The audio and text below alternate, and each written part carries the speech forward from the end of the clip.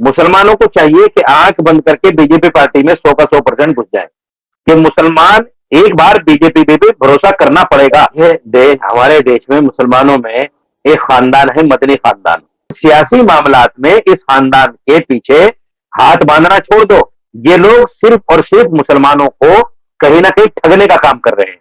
BJP से भी डराते हैं, जनसंघ से डराते हैं, आरएसएस से डराते हैं। ये लोग आपको आपकी टोपियां दिखाकर, आपकी दाढ़ियां दिखाकर पैसा इकट्ठा करते हैं देश विदेश से। रशीदी साहब, जो मैं आपसे समझना चाहती हूँ कि जब बात आती है राजनीति की, हम पॉलिटिक्स की बात करते हैं, तो मुसलमान इस्लाम में और राजनीति में कुछ खासा फर्क नहीं देखते, वो उसमें भी दीन देखते हैं। उनको लगता है कि खैर हो जाएगा अल्लाह का अगर बीजेपी की तरफ चलेगा। तो ये जो फर्क क्यों नहीं कर पाते हैं मुसलमान के? देखिए, हमारे देश में मुसलमानों में एक खानदान है, मदनी खानदान। पार्टीशन के बाद में कांग्रेस को सपोर्ट करने के लिए कहा और बाकायदा फतवा जारी किया गया कि तमाम मुसलमान कांग्रेस को सपोर्ट करें। तो हमने इस खानदान के पीछे जो नियत बांधी, वो ऐसी नियत बांधी कि वो अभी तक नियत टूटी नहीं है। अरशद मदनी हो या महमूद मदनी हो, जो भी है, ये लोग सिर्फ और सिर्फ मुसलमानों को कहीं ना कहीं ठगने का काम कर रहे हैं। बीजेपी से भी डराते हैं, जनसंघ से डराते हैं, आरएसएस से डराते हैं। इन तमाम चीजों से ये लोग भी डराने का काम करते हैं और इनके पीछे आज भी मुसलमान कहीं ना कहीं आंख बंद करके विश्वास करता है। ये लोग आपको आपकी टोपियां दिखाकर, आपकी दाढ़ियां दिखाकर पैसा इकट्ठा करते हैं देश विदेश से। अगर ये चाहते तो मुसलमानों के लिए इंटर कॉलेज या बड़े बड़े जो मेडिकल कॉलेजेस हैं, इस तरह के इंस्टीट्यूशन बना सकते थे, आईआईटी बना सकते थे, आईआईएम बना सकते थे।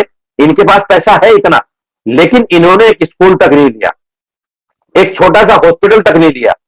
बल्कि ये भी ये चाहते थे कि मुसलमान किसी तरह से सियासत में और तालीम में बाशऊर ना हो जाए, क्योंकि अगर तालीम और सियासत में ये बाशऊर हो जाएगा तो ये लोग हमसे पीछा छुड़ा लेंगे। इसलिए हम उसको आस्तीन का सांप भी कह सकते हैं। और दुविधा यह है कि जितना हमने बीजेपी की बुराई की है, इतना ही बीजेपी को फायदा हुआ है और कहीं हर इलेक्शन में ज्यादा से ज्यादा वोटों के साथ, सीटों के साथ वो आ जाती है, क्योंकि हम उसको कोसना नहीं छोड़ रहे हैं। मेरा मानना यह है पॉलिटिकली तौर पर, जब तक मुसलमान इन तमाम बातों को नहीं समझेगा कि सियासत है क्या। मैंने कई बार इस बात को कहा है, चैनलों पर, बड़े चैनलों पर भी कहा है कि मुसलमान एक बार बीजेपी पे भी भरोसा करना पड़ेगा। मैंने तो 2014 के बाद भी ये कहा था कि देखो, अगर मुसलमान सारे के सारे, कि मुसलमानों को बीजेपी को एक आम पार्टी समझकर, एक सियासी पार्टी समझकर उसको ताउन करना पड़ेगा।